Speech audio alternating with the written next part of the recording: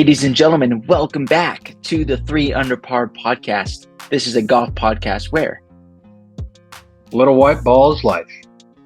I'm your host, ScottyTee, and I'm joined by my co-host, T-Bone. T-Bone, how you doing, my man? Doing good. Happy Monday. Happy President's Day. Happy President's Day That's to right. everybody out there. Maybe Americans celebrate President's Day, and really, I don't think even half the country celebrates President's Day. Like, I had to work today. Did you have to work? But my wife is off. Yeah, I didn't get it off. The parking garage wasn't quite as full, so I was jealous. I saw a lot of 3 Under Par listeners golfing today, so happy for them. But unfortunately, I wasn't as lucky. 100%. A tad jealous.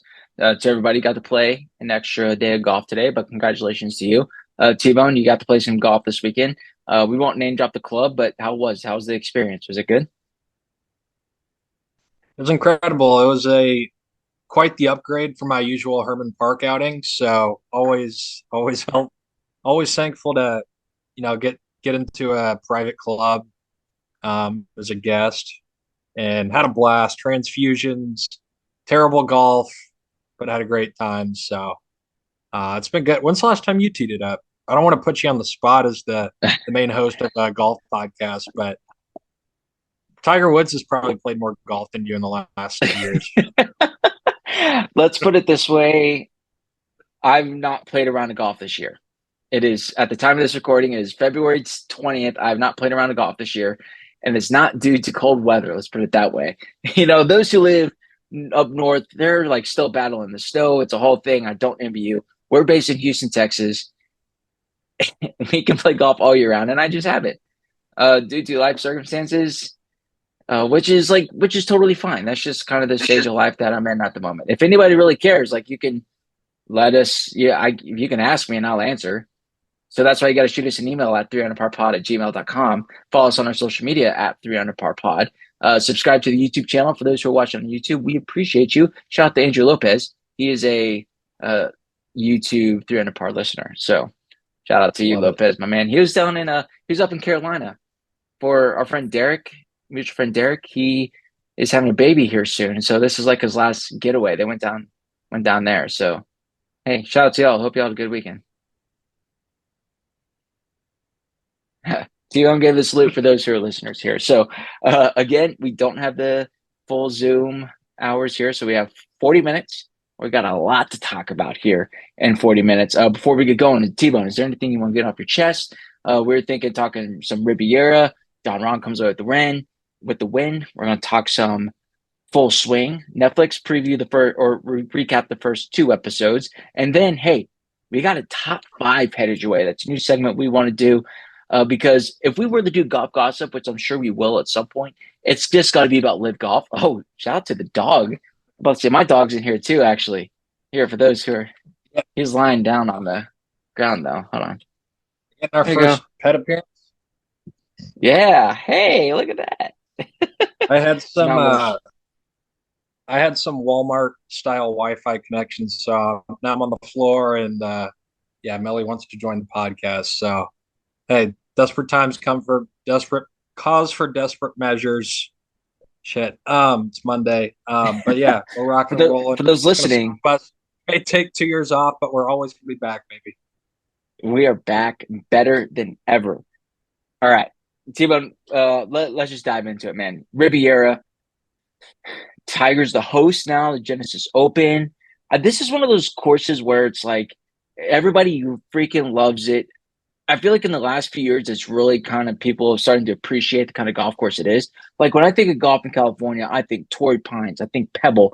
Riviera probably should be in that conversation, if not more so. Good week overall. John Rahm comes with the win. Tiger is back. That's, of course, the dominating headline. What were some of your big takeaways from the week at Riviera? So this course is so cool watching it on TV. The big hills, those big weird looking trees are so cool. And I think the fact that they made it a designated event makes it that much more hype, and it's going to bring that much more good players to the event. So I'm not going to say major, but it did feel like a really big deal. This was, I think, an awesome tournament, and I think one of my kind of the takeaways here is John Rahm is definitely the best player in golf, but holy shit, did the guy get some breaks this week? I mean, off the grandstand, getting free drops with lost balls, hit provisionals, no penalty strokes. It was crazy, and I think that the Homa fans out there with the LA fans, there were a lot of people pulling for Homa, and when you watch the best player in the world, I'm not saying that they were necessarily wrong, but some of the breaks and rulings he got this week were tough for the Homa fans, but ended up kind of allowing Rom to run away with it. But I won't take away too much from the breaks he got because the guys, I mean, he's competed in every tournament this year. He's what, 3 wins in 2023? Could have probably five. So um, he's an assassin, best player in the world. I think even when you compare him to Scotty right now. So uh, yeah, he's gonna. I might already be changing that Rory pick from Augusta because I don't know how you can't pick Rom right now. I think that's a great way to put it. He's an assassin because it feels like he's always in the mix. Once he's at the top of the leaderboard, he doesn't really give the lead away. That's one thing we have talked a lot about in the past, 2 years ago when we were doing this regular week, but we're back again. Most people win golf tournaments because the leader comes back to them. Most people lose golf tournaments more than people win golf tournaments. And John Rahm is one of those guys where when he gets the lead, he doesn't give it away. Now, it's taken a while for him to get to that point. I think very famously, the Players comes to mind a few years ago when he just had absolutely no business going for the green and two on 11, hit it in the water, and like, what, he tried to hit a 3-wood from like 275 from the rough? Like, uh, That was fairway that's not the bunker. I point. think it was a fairway bunker to like carry water and Yes. crosswind. Love it, love it. Effective. Yeah, great. But maybe that's also the mentality that's gotten him to the world number one multiple times now. But he's finally able to like rein it in and get it under control a little bit more. And so that's why I think that's a good way to phrase it, T. He's an assassin. So yeah, big week for Rom. Yeah, tough. Also tough week for Homa. You could tell in his post round press conference how much he wanted to win this tournament because not only has he won it, but he said he wanted to win it in front of fans too. And as you touched on before, he's a local kid. He's probably played that course multiple times in college, high school, and then obviously as a professional. So in order, because that's a really cool finishing hole. Like I don't think it's a great golf course, great finishing hole. There's a picture circulating around on Twitter of like the the hole Saw that being from like the built. That was really cool. 1920s. Yeah, Yeah. It's a yeah, it was natural awesome. grandstand. That's pretty cool, right? You can all these grandstands, at the Open Championship or whatever major golf tournament. That's a natural one. That's really cool. I like that a lot. Kind of like not the same way, but the stadium at the Players Championship Stadium 16, 17 is really like a bowl, true stadium type feel. It's the name. Who'd have thunk? But yeah, Tiger makes the comeback, plays all 4 rounds, makes the cut. That's great. As you mentioned earlier, it's an elevated event. I think that helps a lot too. 10 gets a lot. People don't really like hole 10 there, but I think it's a pretty unique hole. And day and age where a lot of golf holes look the same, that one does not. So that's why I like it. Yeah, I don't know if you have thoughts on 10 or not. it looks impossible. I mean, you don't even see guys lay up that far back because I don't think you have the option to. But I actually heard one of the issues is the grass. I don't know if you heard anything about this, but something I want to say that, almost like the runoff from trying to stop a ball in that green is because of the grass that's on that course. And they were saying, you know, talking about potential renovations of like putting new grass in. Apparently, it's rooted like 4 feet deep into the ground. And, it'd be $1 million millions of dollars worth of renovations. But yeah, it is weird because if they hit it left, there's kind of that area where they almost get a free drop. You can't really land a drive on it. You can't really land a flip wedge into it. You almost got to be chipping. So it is a weird hole. I don't know if I love it, but I like it a lot to watch on TV, and I think it's real unique. So makes it a good hole. I think yesterday, a guy like Rahm is, on the driver's seat, makes like a knee knocker for bogeys. So you can get that on that hole. A lot of things can happen. I think that, and it, really adds well to the tournament. So I'm a fan of it. I don't know if I'd love it if I played it all the time, but Yeah, it's a good hole. it's good entertainment value to your point for the fans watching on TV because it can bring somebody back in. I mean, that's what happened, right? Ron made bogey there. It brought Max back into the mix, at least for a period of time. So, good takeaway. I think it's interesting that Rivieras where Tiger Woods had, I don't know if you want to call it his PGA Tour debut there, but he played there when he was in high school. Of course, very famous video. I'm sure people have seen it a billion times. He's never won there. You would think if that's a place that Tiger like really teed it up for the first time with the pros, he would have at least won there at least once in all of his dominating career.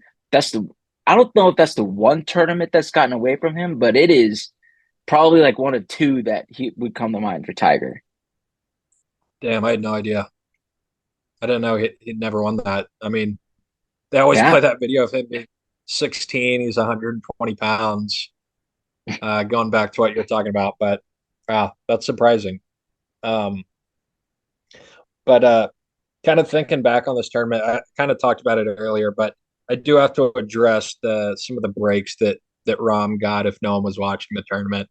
So, did you happen to see his second shot on 17 on Saturday? I turned it on 18T. I watched a little I watched like till about 15 and I had to go take care of some things and then yeah, so I no, I did not see that. Oh, wait, was he on the left side? Was he on the trees on the left? Okay, I did see that, but it Yep. was muted, so I couldn't really hear it. So on Saturday, Rom's starting to creep towards the lead. Maybe is in the lead, and he flares a 3 wood. He's probably like 280 out, and it bounces off the front facing of the grandstands and rolls up to 6 feet. Makes eagle. If the grandstands aren't there, I think he's going to have about 3 or 4 feet of green to work with, chipping uphill. I know these breaks usually, you can say what you want, 50-50 breaks with these, but it was literally like a bank shot that rolled out to 6 feet. So that happens. I turn on, oh no, this is the same round actually. Actually, I That can't even feels like remember. But anyways, that feels like when somebody banks in a free throw. It just yeah. doesn't feel right. Like it went in, but it just doesn't feel right. Oh, that would be at least the same line. This was long and like right. It's like angled backward. So that was like, okay. I mean, there's something about a golfer being this good, getting that good of a break. I was like, I don't know about this. But the one that killed me, I couldn't believe it, was I can't remember if it was Saturday or Sunday, but there was a temporary fenced area. The dude double cross pull into this parking lot, and it goes over a fence, and he hits a provisional. And after he hits his first tee ball, he goes, "Is that OB? I heard it on the mic." Proceeds to hit a provisional, and then they cut to a commercial. Next thing I know, he's hitting an approach shot from 100 yards, 3 feet from the fence, and I'm like, "Is this a drop? Is this what happened? Provisional? Is this OB?" They said it was a temporary immovable object slash area. The dude got a free drop, never found his original tee ball, hits it left side of the green, gets up and down for par, and I was like, all right, we've got the bank shot off the grandstands for an eagle. Now we're giving this guy at least another 2 shots. This is kind of bullshit, but that's golf. I think on this podcast and a lot of the weekend warriors like to talk about the advantage of the grandstands, and I'm gonna play that card as long as I can. But um, that was Yeah. that was kind of tough to see kind of left a bad taste in my mouth seeing those breaks for Rahm with kind of how good he is and those breaks he got. But I guess that's golf. So What was Arnold Palmer said? The more I practice, the luckier I get. There's some truth to that, but I don't think they had the grandstands back in Arnold Palmer's days that they do now. So yeah, that's interesting. We should probably like really dive deep into this at some point. I'm not the biggest fan of the grandstand rules. Like I get it, but it feels like it could be done in a bit more in a better way to where it feels like it's more true to like what would have happened. Like there are some guys that are like, oh yeah, like I don't care if I miss long of the green, I'm gonna hit the grandstands and get a free drop. Like if for us, we can't do that because I'm gonna be 30 yards over the green. It feels a little off. I don't know what the fix is. I I don't know. Again, we could probably tailor that for a different time. But yeah, crazy. yeah, I'm gonna keep playing that card that it would help my game a lot. But I do love the gallery rule though. When you like know you hit it in a certain area and you're like, well, if there's a gallery here, we would have found it. So I'm just gonna drop it ah, and the rough hitting two. You know what I'm saying? Like that's a great rule. It's an all time rule. haven't heard that one, but that's good. I like it. Yeah, I it's like it. fantastic. Yeah, the gallery Yeah. rule. It's like you know where it's at. You know it's in the rough. It's in like a probably 5 to 10 foot radius, but maybe it's a thick rough that day or whatever. The gallery rule. You just throw one down, hitting two. Cool. I'm gonna use that one. There you go. Maybe I'll cut that for a promo. Who knows? But all right, moving on to or is there anything else? Did we wrap it up pretty good? I don't even remember where next week is. Hey, shout out to I want to give a shout out actually to Kramer Yeah, yeah. Hickok. Kramer played with Tiger on Sunday in the Sunday Red at Riviera. Shout out to you, Big K. Congratulations. You played pretty well, shot even par. So I haven't talked to him yet. I texted him good luck on Saturday, and he just gave it the like, which is all I need.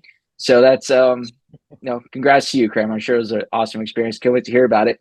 Hopefully you'll be a guest on the pod soon. Sweet. Yeah, no, I think it was a great tournament. Just a few random other things I noticed. Kuchar was up near the leaderboard at some points, which was pretty random, but good to see him back a little bit. I think Scotty played terrible and was like a quiet, almost top 10. So can't forget about how good he is. Him and Rahm, maybe Rory, I think is just going to be a 3 horse race for world number one. But I love that tournament. I think it's kind of underrated. I think it's a good wrap up to the West Coast swing. And we're going to Florida, and we got Arnold Palmer this week. So The uh, Honda. let's let's keep it rolling. Oh no, Honda, then Arnold Palmer. Yeah, You right. I'm looking at it right now. It's the Honda, then because Arnold Palmer is an elevated event now. So then you have the rest of the players down in Puerto Rico that same week as the Arnold Palmer. So on the Classic, yeah, Palm Beach Garden, Florida. It's a good tournament. I don't think it got the elevated status that it maybe probably should have. But honestly, you can make the argument that a lot of the stops probably should have gotten elevated status. So it sucks that some courses and some tournaments just didn't make the cut for whatever reason the tour decided. Yeah. But Devon, I think that's a pretty good segue because you mentioned you cannot forget about Scotty Scheffler. We want to talk about the first 2 episodes of Full Swing Netflix documentary. Fantastic. Those are my initial thoughts. I'm loving it. Uh, I've heard this feedback from a bunch of different people, but overall, it does feel a bit choppy. Just like, all right, we're talking the first 2 episodes of the frenemy between JT and Jordan, and then the second episode is more of a Brooks versus Scotty type thing, which is interesting because I feel like they don't really know each other all that well, as opposed to the first episode where it's like the best friends, and now it's like I don't think Brooks and Scotty have they ever even been in the same room together?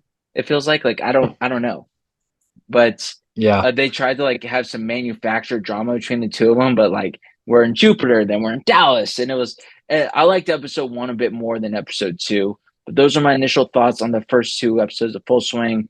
T-Bone, take it away from there because there's a lot more to cover that we want to go. Yep. So episode 1, first off, I'm just happy to have any kind of golf content like this. I we've told the viewers we basically I'm not part of the reason we rebooted the podcast was because we knew this Netflix series was coming out, wanted to hash it out. So it felt like Christmas when it was coming out, the day it came out, and I think the first episode or was arguably like two of my favorite golfers, or at least favorite golfers to watch. And I think one thing that was kind of interesting was they're telling the story of how Spieth is, so much better than JT. It was, Spieth turned pro first. Then they kind of talk about how JT, is kind of chasing him. Spieth went to Harbor Town. JT didn't play that well. And I was like, guys, I don't know if we have the story right here. Like a year or two ago, we were wondering, like, what the hell's like, is Spieth ever going to come back, And they're kind of buying into this story that Spieth is that much better. I think Scotty T has actually made the prediction that JT will have a better career. And this was 2 years ago. So To your point, there was I forgot which golf writer it said, but they said, "Oh, Justin Thomas was kind of always known as Jordan Spieth's friend." I'm sorry, what? And you yeah, cover golf for a living? I'm not buying into that story, and that's the story that I feel like they were telling. And so that was kind of, if I'm being a golf, kind of snob and not really letting them tell a story, just kind of my thoughts there. But I mean, to that point, by the same thought process, would you say the same thing about Patrick Cantlay? Would you say the same thing about Patrick Rogers or Bryson? Like all these guys who were actually my class of 2011, we had a freaking stacked class. He even made a comment about that on the doc. Like yeah, we had a really good high school yeah, class. We all knew each other. So yeah, I guess you could say all of them were Jordan Spieth's friend because he won first on tour. Like that just, I laughed at that. I yeah, literally laughed at that. yeah.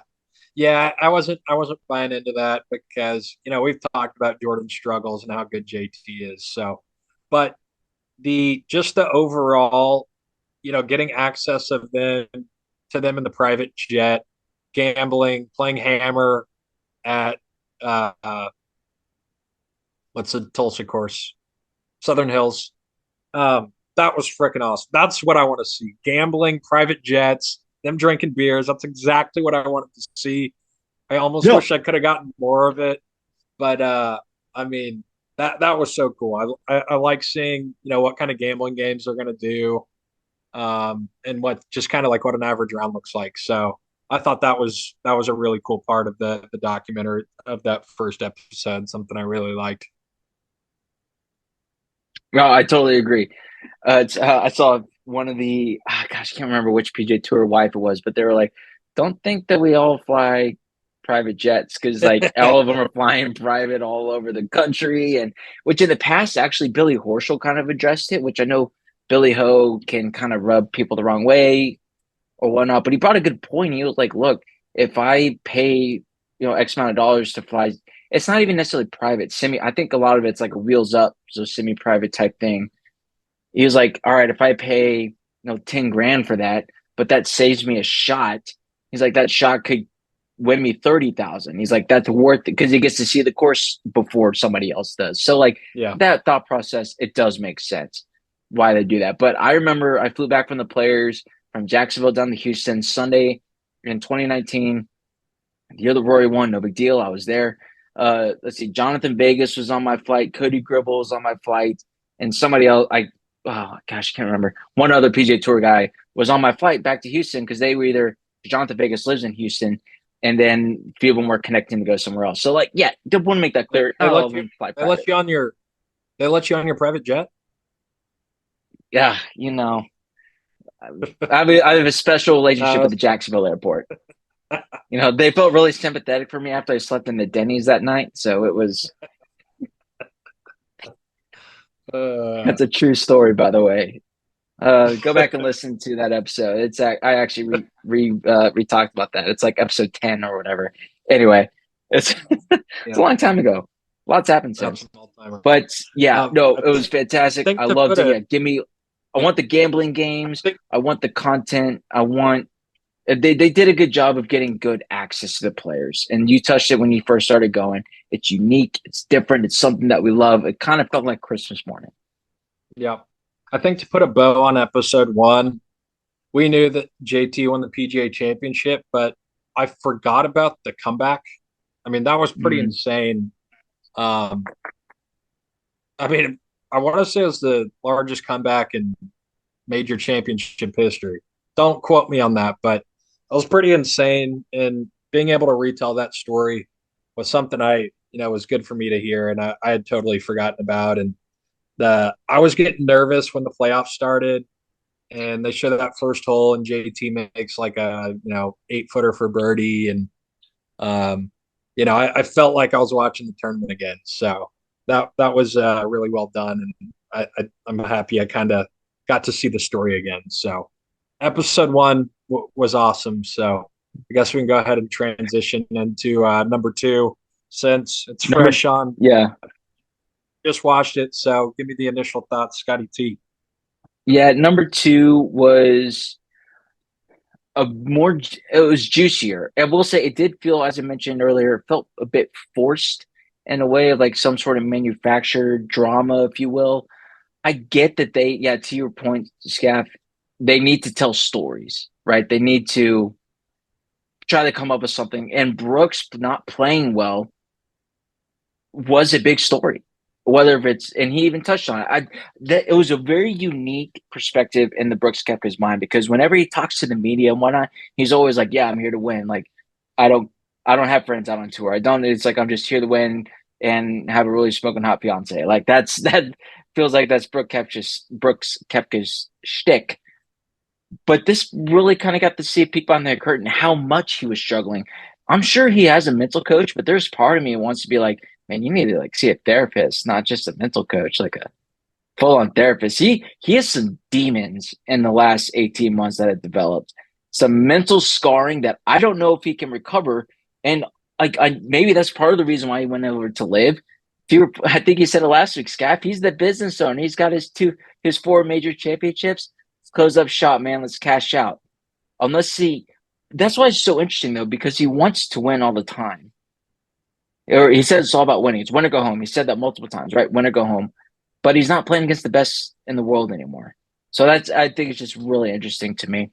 Yeah. Um, but yeah, he also said too, he's like, who's the best in the world? Scotty? Because I forgot they went head to head at the Waste Management last year when Scotty won. And Mm-hmm. he said, he's like, yeah, whenever you're playing the best, whenever you're playing well, you're not thinking about golf. He's like, but I'm not playing well, so I can't stop thinking about golf. That is so true, man. Like you go out and have a bad round, you're just like, man, I'm reliving it. And maybe it's in between and in the bathroom at work. Like I'm working on, well, what's that move I gotta feel? Especially when it's your life, it can really consume you. I mean, I even felt that way during junior golf. I'm sure you did too, Scaff. I can't imagine when it's actually for your living. So yeah, it just It felt like was it Brooks has got Brooks? some demons. Yeah, he's got to work through Did them, man. did he did he drop the line in that episode where it was when I'm playing bad, I never think I'll get it back. When I'm playing good, I never think I'll lose it. I think he said something like that. But Yeah. episode two, I was absolutely shocked. I could not believe that this was the I don't even know. I don't even know if I believe that this was the real Brooks Koepka. We've seen this guy as I don't practice, I don't care, I show up, I win, I don't really care about majors. And the dude, you talk about seeing a therapist, the dude's drinking wine on the couch with his mom saying, what's Scotty Scheffler thinking about? Like comparing him to Scotty.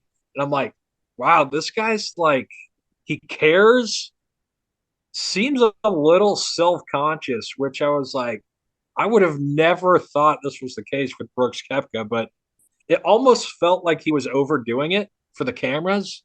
But I wouldn't even think that was something that he would want to kind of buy into. So I thought it was kind of weird. I was shocked to see this side of him.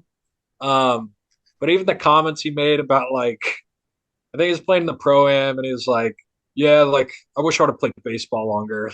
like, like, like I don't know. That was like kind of. I think that's kind of the image he likes to play up. But then, in this documentary, he's like, I don't know, like if I'll ever, play good golf again. I'm like, who are you? This is weird. And then, yeah, it just shows, then kind of contrary, they show Scotty, and he's like, honestly, so boring, in my opinion. I was just like, Boring? he's just, yeah, I was just like, whatever. This episode just, No. Dallas boys aren't gonna like that one, but uh, it I'll was say kind of, text Tanner that he was out there at Riviera this weekend. yeah, yeah. I'm aware. But I don't know. I really liked episode 2. I liked how they just showed the complete differences. I couldn't get over that Brooks episode with how surprised I was. And then when they do kind of leave you at a cliffhanger at the end with Brooks, as he's having a shit year or so, and they bring up the Saudi backed live golf, and it looks like he genuinely laughed. Like this is a joke that you would bring that up. That was kind of my reaction from it. And, he kind of tells the story that it was a last minute decision around the US Open. Like, I know y'all don't believe me, but I almost kind of do, because when I watched that show, it seemed like he really didn't think there was anything, or this this live golf had any legs, but he joined. I don't know. I was just shocked to see episode 2, with how Brooks was behind the scenes. So, but every episode I've gotten kind of mixed reviews from everyone. I've loved all of them so far, and yeah, I hope they make a season 2, because yeah, I don't know, two episodes in, I'm very very content so far. Absolutely. I agree. I like hearing people's reviews because that tells me they're watching. That's a great thing. And the same way that the Formula One doc had that great impact on people watching Formula One on Netflix, I think hopefully this might have the same impact that it does for the PGA Tour. And honestly, like it probably will for Live as well, with how much coverage that Live Golf is going to have with this. Live the first weekend or the first year Live Golf, first tournament of the year for Live Golf is this weekend as well down in Puerto Rico. So I don't know if I'll be tuning in. I got finals this weekend, so that's fun. But I'll be a little busy. Yeah, and 3-day class too, Friday, Saturday, and Sunday. It's tough, man. But I digress. So I don't know if I'll be watching it, but if anything, maybe I'll tune in for the Honda for a bit this week. But I agree. Mixed reviews so far, more positive than negative, I would say. One of my big takeaways, Scaff, and we've talked about it like a billion and one times, but here's a billion and two times. How many good players there are on the PGA Tour? Anybody can win on any given day, I feel like. And I really got that vibe again when they started covering Scotty Scheffler's little huge ascension rise last spring, winning down in Waste Management, winning the match play, winning the Masters. All those guys are just like rolling into Augusta, and you have, I mean, Jordan, JT, all the Masters like DJ Brooks, Scotty, Colin Morikawa, like Cantlay. The list just goes on and on. I'm like, Yeah. holy crap! All these guys are so good, and they're all at the top of their game too. 100%. And the fact that we don't have some of these live guys too, I mean, it's crazy. One thing I did also write down, that for the Scotty episode, I think they showed him like winning for the first time, but then he like continued to won the Masters, and was number one in the world, and they showed that in like 30 seconds. I was like, come on, like give the guy a little more credit. Like we don't need to see Brooks talking to his mom on the couch. Like let's go through Scotty's progression to world number one. Speaking of moms, I just got a text from my mom. Nice. Very relevant. She said, she's in Dallas with my cousins, and she said, watching Full Swing, what the heck are those joggers on Justin Thomas? Dot, dot, dot. Horrible. I agree 100%. We've talked about joggers in the past. I've never been supportive of them, but thought that was a good one I had to share from my mom. So shout out, mom. Thank you, Mrs. Scaff. That's a T-Bone. Is this where you get your fashion sense? Is that why you're the fashion Apparently, guy? yeah. Um, Neither one of So us like joggers. you're not a fan of Eric Van Ruin's joggers on the golf course? No, No, I'm not. No ankles should be shown on the golf course. Especially JT. I think he was wearing like the black shoes, black socks, black joggers, and just looks weird. He's also Not my got cup of tea. he's also about 140 pounds soaking wet. So Yeah, I mean, I guess if you can rock it, you go for it. But I need somebody who's like tall and lanky, like an Eric Vermeulen, who's gonna yeah, rock him. yeah. What Yeah, are in we the doing on same sense, time? I don't want to see Pat Perez rocking joggers. Nope, not No. doing that. Well, you have to jog. You have to have jogged before to wear joggers. Ah, there you go. He just crushes beers and gets birdies. But so one thing I think Liv did do is they allow shorts on the golf course. Uh, we can open this up for a different time because we only have 3 minutes left here. But I kind of like it. I think the pros should be able to wear shorts if it reaches like a certain temperature. Like if it's 90, 95 degrees plus and you're having to wear pants out there, that stinks. That's like unbearably hot. Eh, kind of a traditionalist. I like the pants. Well, at least they're not wearing the knickers and the wool cotton shirts anymore and all that stuff. Like Yeah, I don't know how Bobby Jones and Hagen and all those guys uh, tie. did it. Wearing a The tie. tie Yeah, too. They would have to like tuck it in their shirt, which is. yeah. And you know what? Walter Hagen still won like 11 majors. So, and that was probably after he was out partying all night and doing God knows what. So, Yeah. yeah. Maybe I should start wearing a tie. Well, you did wear a dress on the golf course once, so you're not too far off. Yeah, yeah. This is true. Well, Um, T-Bone, do you want to come back for the top five, or do you want to wrap it up? you lead the way. Okay, we're going to do top five really quick. So, since today is President's Day, we have decided to bring you the top five moments from the President's Cup. How about that? The President's Cup, Internationals versus the USA. Some people call it the redheaded stepchild of the Ryder Cup. I don't know if I believe that's correct, but I don't think they're too far off at the same time. But the President's Cup is still a lot of fun, still has some great moments. So we're here to bring you the top five moments, snake drafts. We're going to go back and forth, okay, Scaff, on each of our top five moments for the President's Cup. Before we get going, thoughts on President's Day and the President's Cup, T-Bone. Thoughts on President's Day? I wish I had it off. I I don't know if everyone does. We talked about that earlier. Would have been a great day to play golf. Thoughts on the President's Cup? How many times has the international team won? It's one time. They have Really? won one time. Correct. Wow. There's been They're good. 16 President's Cup. 16 Only President's Cup. 16. Yes, it was first played in 1994. So, little inside baseball, I guess the PGA Tour and the PGA of America used to be the same organization, but then Arnie and Jack kind of split off and helped found the PGA Tour, which is more for your touring, traveling professionals, and then the PGA of America deals more with your head pro at your club or at the local public course. Those are PGA professionals, not the tour guys. So they were the same organization. They split. There was bad blood there, but I think everything is like time heals all wounds. They're good now. They play nice. But the PGA of Mhm. America owns the PGA Championship as well as the Ryder Cup. PGA Tour did not have that. So I think this was their response to the Ryder Cup is having the internationals versus the United States of America. So yeah, that's kind of a little brief history of the President's Cup.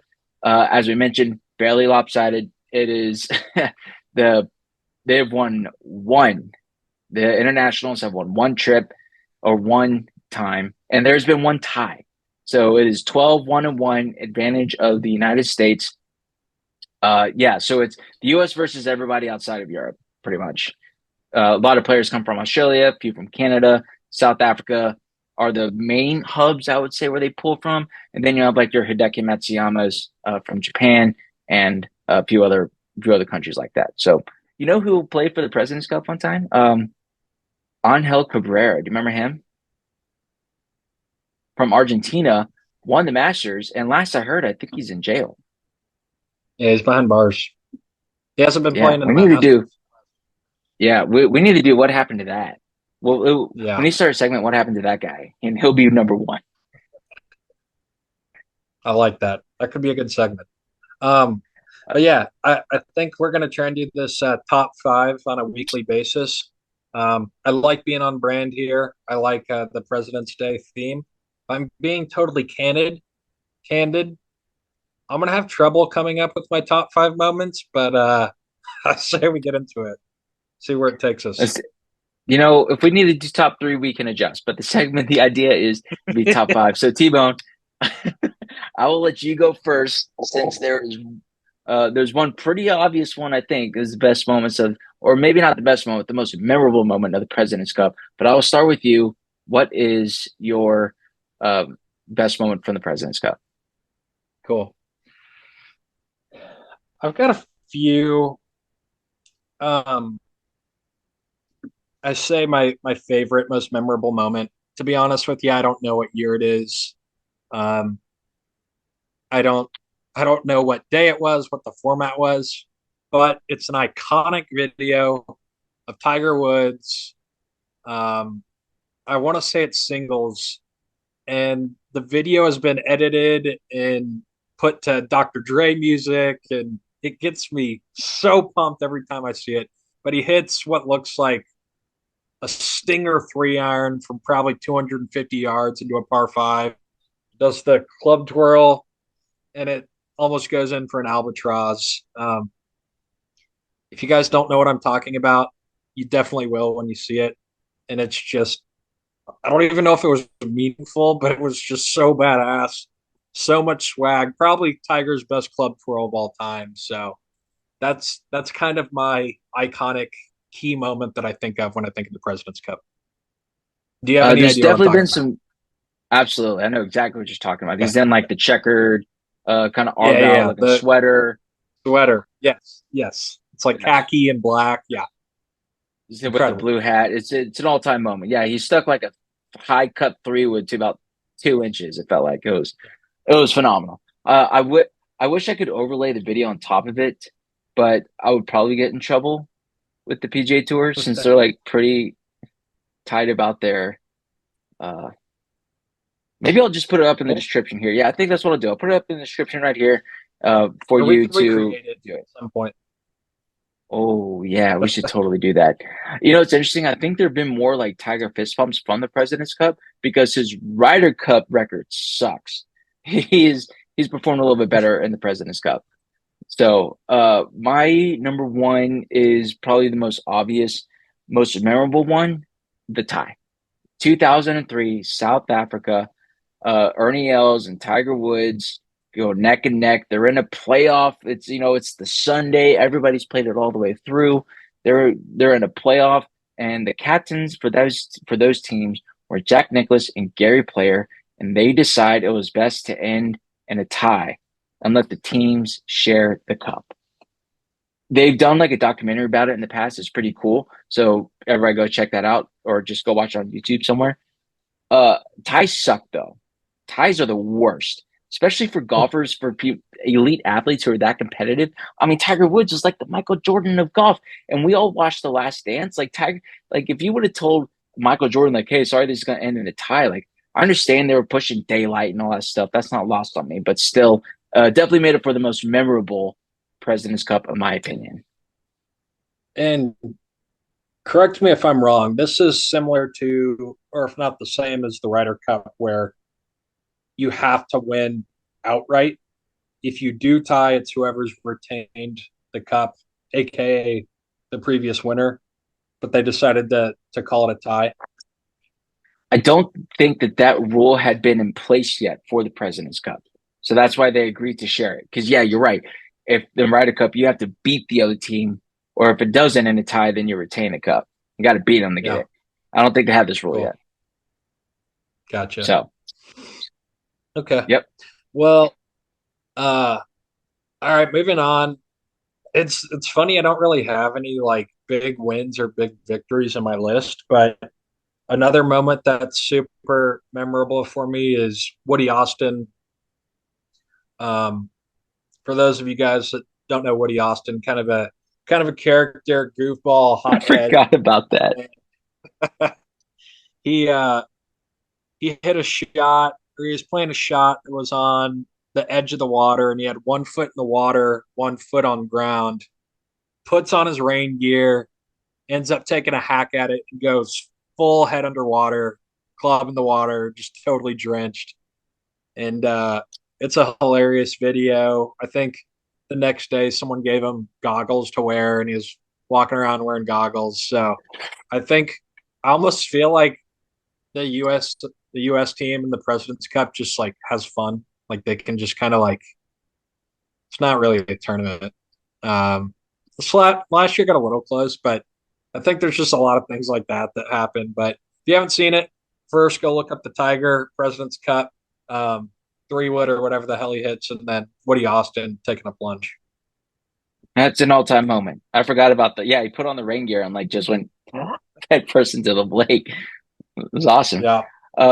So my next time, number two, next moment is how about the handshake? Tiger at Royal Melbourne. I was playing Abraham Answer. Abraham Answer was like, man, I want Tiger. He's that young guy. Give me the goat. I could take him down. It's like somebody trying to tell Michael Jordan, hey, I can beat you one on one. And he's 60 years old and still just taking him to school. That's pretty much what happened here. Tiger beats Abraham Answer. And as soon as that puck goes in, takes off his hat, gives him that handshake. I mean, I think the internet broke when that happened. And then, of course, like the memes start going out. There's this one video where like somebody timed it. Tiger like hits it and immediately starts shaking his hand like before it went in. It was great. It was an all time Yeah. moment. I love that from the President's Cup and a more recent one too. So that's pretty neat. And of course, Tiger's involved, so it's great. That's my number two, Tiger handshake. Nice. Yeah, I think the edited videos were right when he hits it and shaking the hand. That's so good. But it It's so wasn't awesome. that much different. Wasn't that much different. But yeah, that was a pretty epic moment. So are we doing top three? I think we cap it at top three. All right, we'll do three. I can think on my feet if you want, but you'll see how desperate I am with that third pick. Let's hear it. What So you got? so I want to say it's the Ryder Cup's every odd year. Sorry, President's Cup's every odd year, right? Let me see.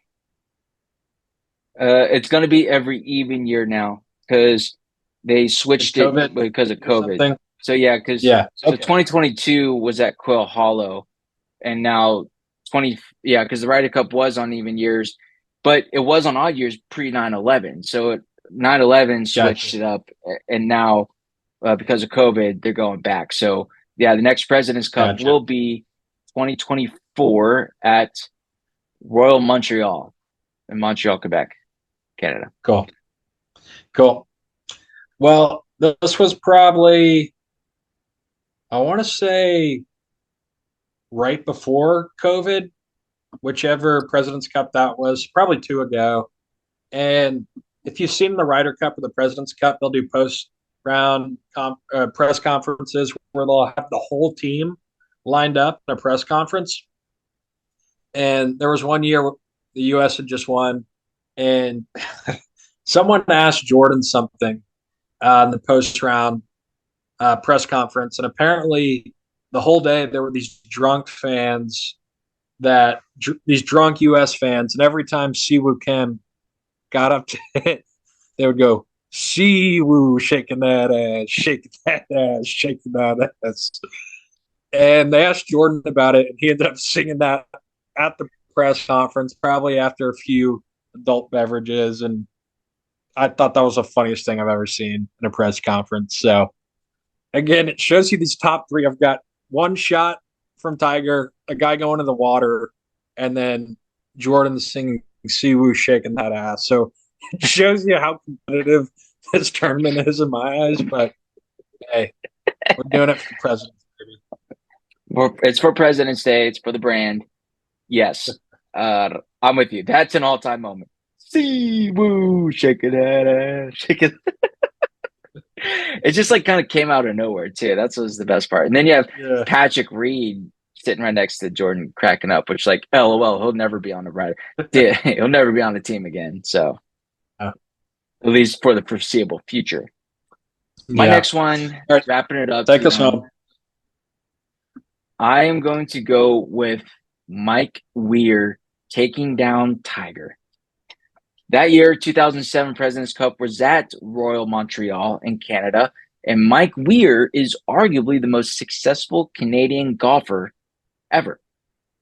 Masters champion 2003, lefty, likable, was playing so it was like a really good player at one point, and then I don't know if it was like injury that got him or what, but maybe it was that the stack and tilt swing that he started promoting.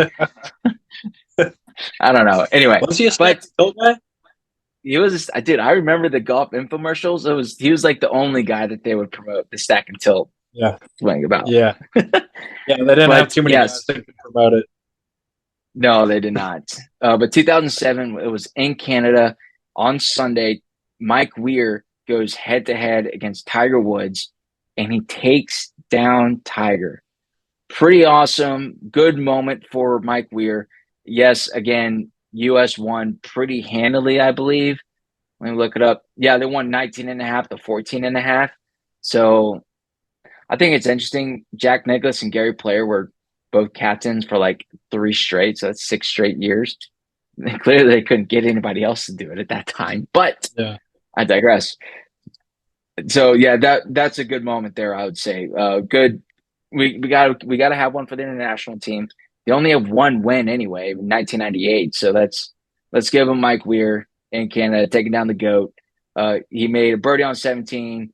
Let's see, and then Tiger hit a shot in the water on 18, and he did not chip in for par, and which ultimately Mike Weir won the match. So good for him, Mike Weir moment. You weren't expecting a Mike Weir moment on today's podcast, were you? Nah. That or the stack and tilt. That was the double whammy.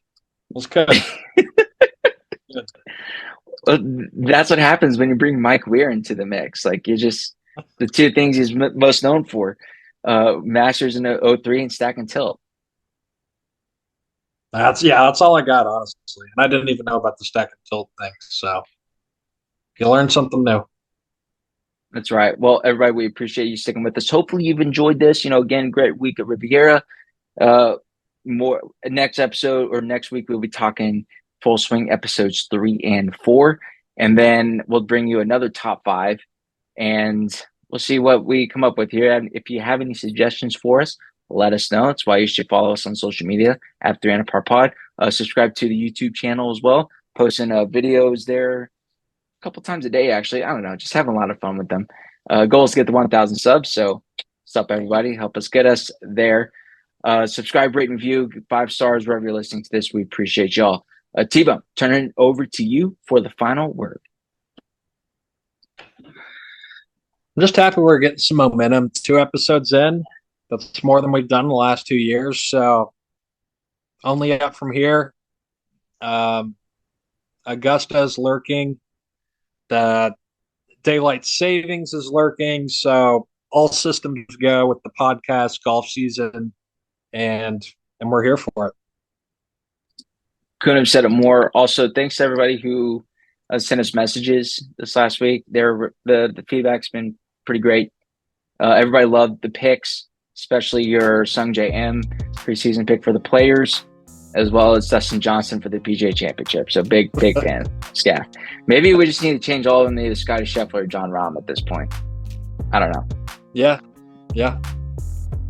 I don't Perfect. think it does it all. John Rahm could win the Grand Slam. If he does, then I'm going stricken through the quad. How about that? I'll do something drastic if he wins the Grand Slam. I don't know what that means, but I'll do something drastic. But all right, let's land this plane. Everybody, thanks so much for tuning in. We appreciate you. We'll see you next week. ScottyTee and T-Bone. And remember, Little white ball is life.